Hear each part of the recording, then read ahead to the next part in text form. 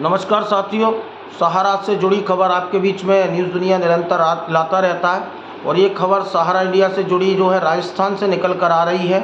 और मैं आपको बता दूं, कंपनी ने 60 बीघा ज़मीन बेचने के लिए किया संपर्क। और ये ज़मीन की जो है देसुला में है। इसकी कीमत जो है 25 करोड़ रुपए है। और पंजीयन विक्रेता से कहा कि सहारा सेबी केस में ये पैसा देना पड़ेगा। पूरी जानकारी मैं बता दूं कि 20,000 करोड़ राशि कर्मचारियों को देने के लिए सहारा की ओर से बेची जा रही प्रॉपर्टी से इसी क्रम में ज़मीन का भी नंबर आया है। अलवर सहारा इंडिया की विभिन्न योजनाओं में निवेश करने वाले कर्मचारियों की मैच्योरिटी के बाद पैसे नहीं मिलने के मामले में अभी कोर्ट केस जो है चल रहा। 20,000 करोड़ रुपये निवेशकों को लौटाने हैं। धन जुटाने को कंपनी की ओर से प्रॉपर्टी आदि बेची जा रही है।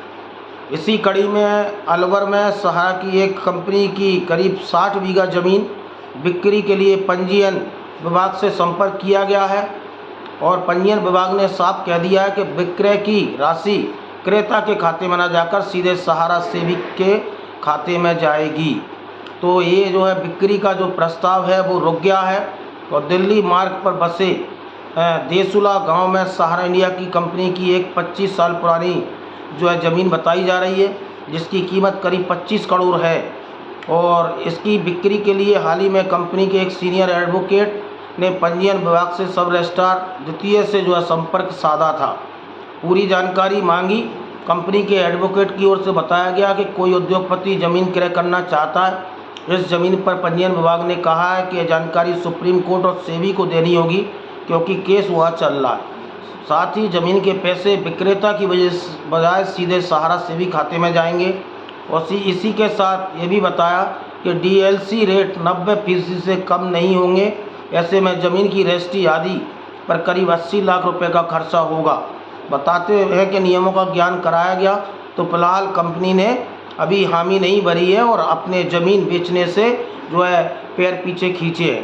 तो जो सब रजिस्ट्रार हैं उन्होंने कहा कि सहारा की एक कंपनी की ज़मीन देसुला में है। उस बिक्री के लिए संबंधित लोगों ने संपर्क किया था। सभी नियमों की जानकारी दी गई है। अभी ज़मीन बिक्री नहीं हुई है। ज़मीन बिकेगी तो ये सहारा सेवी अकाउंट में ये पैसा जाएगा। अनिल गोयल, सब रजिस्ट्रार द्वितीय पंजीयक विभाग, ये जो है इन्होंने जानकारी दी है।